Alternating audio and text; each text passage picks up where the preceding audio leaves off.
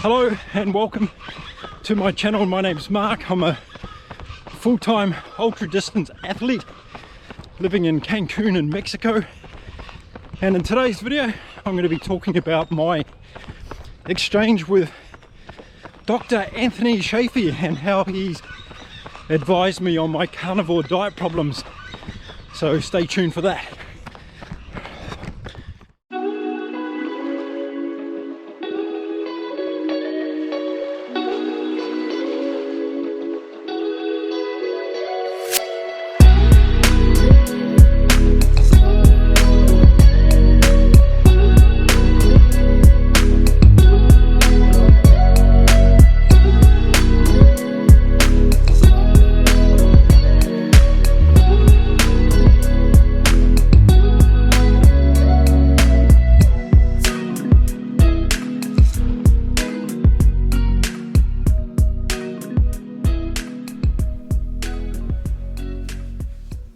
Hello everyone and welcome back to my channel. I hope you're all doing well out there. I've just had a beautiful 3-hour run this morning and I'm pumped up, ready to go.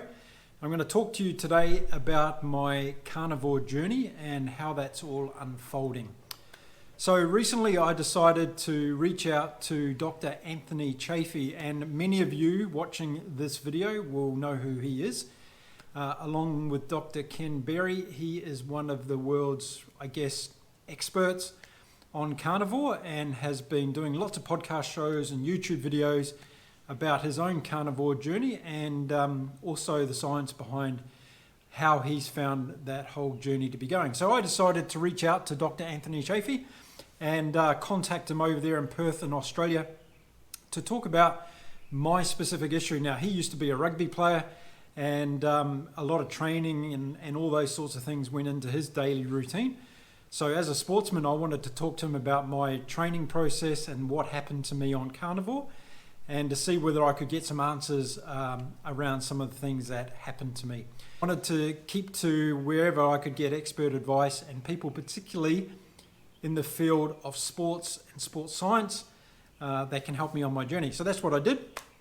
And he was very gracious in giving me lots of information about my situation and suggestions on what I can do. So I'm happy to share that with you right here today in the video. So first up, let's start talking about urea. And urea in my blood test results was very high.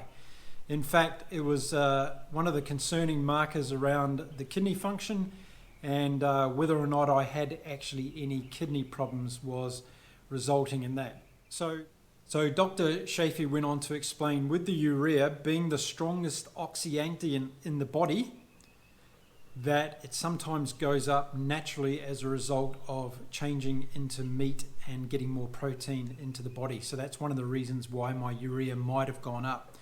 Another reason he pointed out, which was very, I guess, new for me thinking about, was I could possibly have a kidney infection. So that was something I hadn't thought of before. So he brought that up and said, well, one of the reasons why your urea marker might be high is because you simply might have a kidney infection. So that was really good to get that information. But basically what he was saying is when you go onto carnivore, you're producing more protein and your urea count is going to be higher in your blood test results. So the next thing we talked about was creatinine, and a lot of people will understand that creatinine markers will also go up. And this is what he explained to me. Okay, next up was the discussion around creatinine. And he was saying that if the creatinine is normal, but your urea numbers are up, then your kidneys are going to be fine. The problem comes when the creatinine is high and the urea is also high. That means that you're dehydrated. So that's what my situation was in my results. I had high creatinine levels and I also had high urea levels. So dehydration started to look like it was one of the main symptoms of why I was having problems. So that was really, really good to understand. As he went on to say, there's nothing in the meat per se that's going to adversely affect my kidneys. In fact, getting more protein from the meat is actually doing the kidneys a favor. So I never thought that was an issue anyway. By eating meat, I was going to have bad kidneys. I wanted to understand why my kidney results in my blood tests were so high. So far, the discussion has come around to being severely dehydrated because of, again, what I'm doing. I'm running extraordinary amounts of distances every day in a very hot climate here in Mexico. And it looks like that was starting to lead towards the cause of why I was getting these results. But we went on and we discussed some more things. So next up for discussion was cholesterol. And many people know that when you go onto carnivore, your cholesterol will go up higher because you're eating so much fat and you're eating a lot of butter included in that as well. So as Dr. Chaffee pointed out, the key here is to watch the HDL and the triglycerides ratio. And that's the important thing that you need to look at if you're getting any blood results done. As long as they're both in the normal range, then everything is good. The better the HDL to triglycerides ratio, the lower risk of heart disease you will have. So a 1-to-1 ratio is really good. A 2-to-1 is fantastic. And Dr. Chaffee went on to explain to me that his is actually 3-to-1 after being on carnivore for 2 years himself. So he's got extraordinary results when it comes to the HDL and triglycerides ratio. So if you're having blood work done, just check that ratio out to make sure that you have a good ratio of 1-to-1 or maybe even 2-to-1. And if you like Dr. Chaffee, you might even have a 3-to-1. So this was another area where I had a slight discrepancy, nothing too major, but again, because I was going from an extreme situation of a high carb diet, cutting out that, going straight on to carnivore, then obviously my cholesterol levels were very, very high. But again, this is something that we can expect by going on to the carnivore diet. So that was really, really interesting.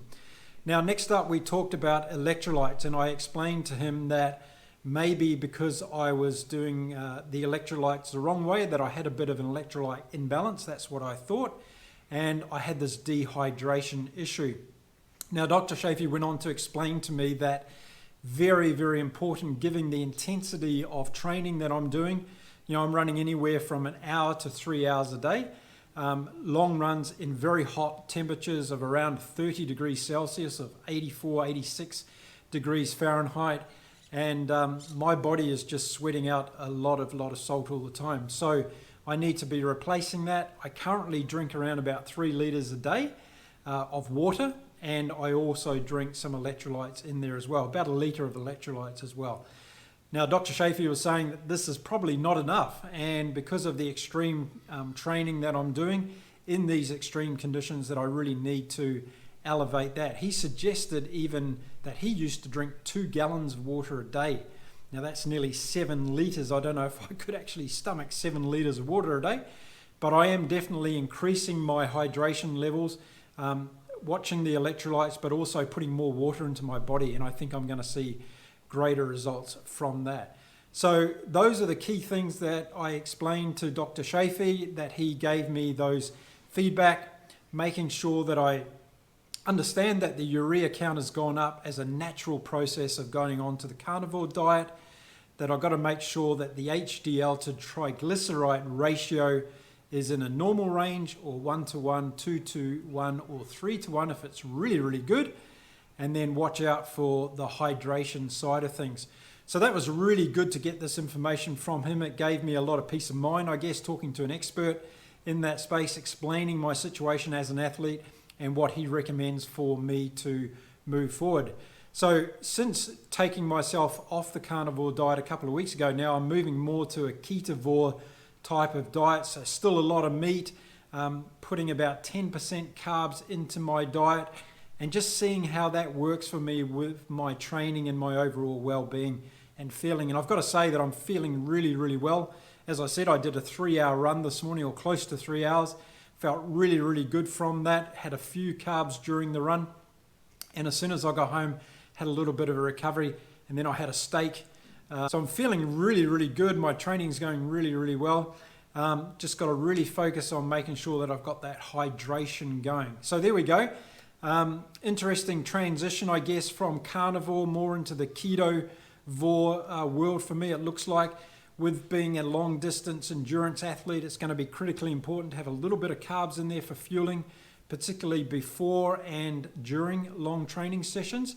And I'm still a meat lover, so I'm going to keep eating a lot of meat other times, and of course topping up with protein as well. So not taking the eggs away, not taking the butter away, and certainly not taking those beautiful ribeye steaks away as well. So there we go. I just thought it might be useful making this video today after having that exchange with Dr. Anthony Chaffee. I know a lot of people watching who are into carnivore respect the man. He's got a lot of experience in that space. As I said, he's made a lot of videos online. Go and check out some of his videos that he's made with Dr. Ken Berry, and you can get some good advice. So that's the video for today, folks. If you like the content I'm producing, don't forget I'm an ultra distance marathon runner. I'm going to be running the length of the UK, 1,000 miles, coming up in a couple of months. You're going to be able to watch that right here on the channel. So hit the subscribe button, the little bell notification, that's there for you to be notified every time I drop a video. And I'm going to be back again really soon with another video. So until then, stay safe, happy eating meat, and we'll see you again soon in the next video. Until then, bye for now.